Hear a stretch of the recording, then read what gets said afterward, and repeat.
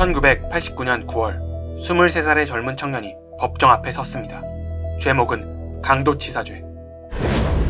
피고 신창원에게 무기징역을.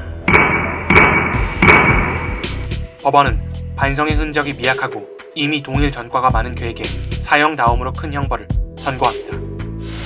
난동을 피운 적도 있었지만 부산교도소에 수감된 그는 잘 적응하며 모범수까지 되었죠.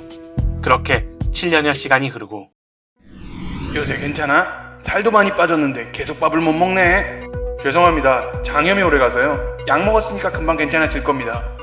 장염을 핑계로 밥을 거르는 신창원.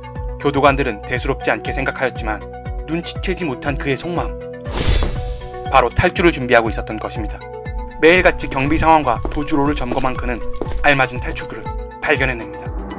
환풍을 위해 설치한 창살은 1.5cm에 불과해 잘라내기 용이했고 밖은 환기통으로 1층까지 연결되어 있었죠. 탈주를 결심한 이후 노역장에서 조그마한 실톱날을 챙겨 방으로 가져왔고 매일같이 조금씩 화장실 쇠창살을 잘라냅니다. 현실을 벗어나기 위한 그의 치밀함, 화장실에 머무는 자신을 의심할지 모르는 교도관을 안심시키기 위해 변비가 심하다는 말을 입에 달고 살았고, 작업은 관내 찬송가가 울려 퍼지는 저녁 6시에서 8시 사이 딱 20분만 하였죠. 그렇게 4개월 뒤 마침내 그는 쇠창살 2개를 끊어내는데 성공합니다. 달빛조차 희미했던 97년 1월 20일 가로 세로 30cm 환풍구로 자신의 몸을 밀어넣었고 계획대로 1층에 도착하였죠. 그에게 행운이 따른 걸까요? 때마침 교도소 내 교회 건설 공사가 진행되며 관내 외벽이 허물어져 있었습니다.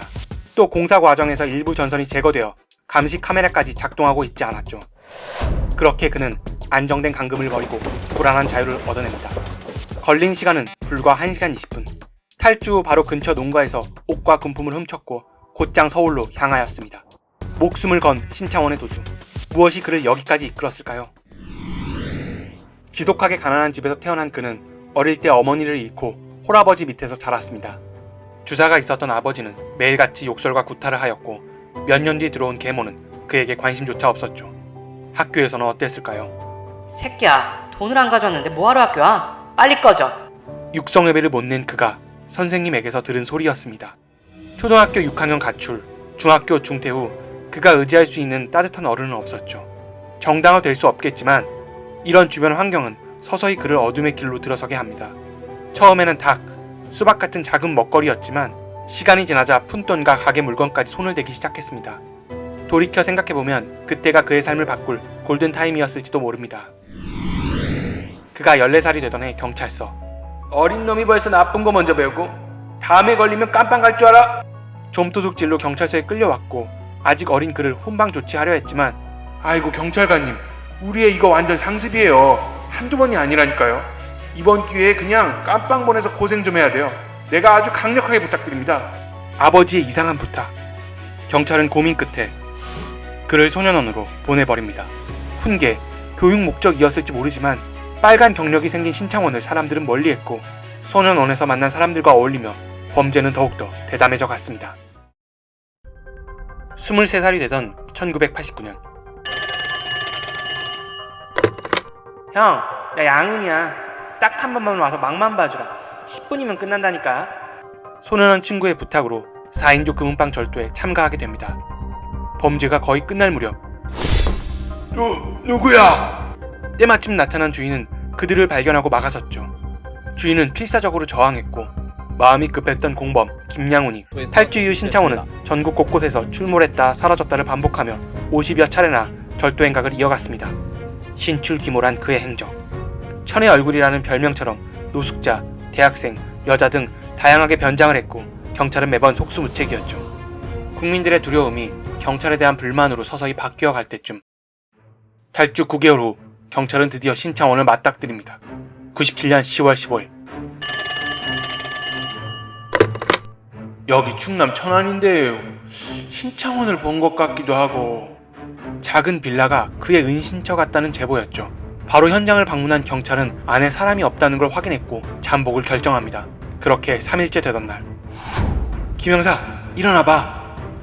저놈 아니야? 드디어 눈앞에 그가 나타났죠. 경찰은 눈치채지 못하게 조심스럽게 뒤를 밟았고 50m, 30m, 10m. 이제 낌새를 눈치챈 신창원이 도망치기 시작했습니다. 경찰과의 추격전. 하지만 둘 사이 거리는 점점 멀어졌고 그렇게 첫 번째 검거는 실패하고 맙니다. 그 뒤로 무려 5차례나 약 2년간 경찰은 아슬아슬 그를 눈앞에서 놓쳤습니다. 검문을 미리 눈치채고 도망치는 건 기본이었고 때로는 직접 격투를 벌이거나 내연녀의 도움으로 경찰의 포위망을 빠져나왔죠.